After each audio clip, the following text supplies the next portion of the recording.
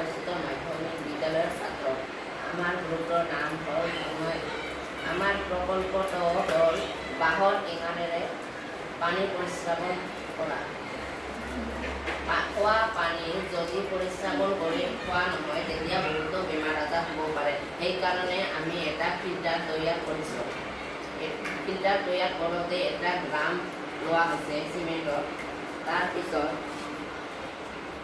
তাৰপিছত চিমেণ্টত প্ৰথমে জালি দিয়া হৈছে, জালিৰ পাছত কপাহ দিয়া হৈছে, কপাৰ পিছত অলপমান বালি দিয়া হৈছে, বালিৰ পিছত শিল দিয়া হৈছে, শিলৰ পিছত বাঁহৰ এঙাৰ দিয়া হৈছে। কাৰণ কয়লা ইমানেই ইউজ কৰা হৈছে সেইকাৰণে কয়লা পোৱাই নাযায়। কয়লাৰ বাহিৰে আমি বাঁহৰ এঙাৰ ব্যৱহাৰ কৰি পানী দিব পাৰোঁ। কাৰণ আমাৰ অঞ্চলত বাঁহৰ পৰিমাণ বেছি, সহজতে বাঁহ পাব পাৰি। সেইকাৰণে বাঁহৰ এঙাৰ আমি ব্যৱহাৰ কৰোঁ। ধন্যবাদ।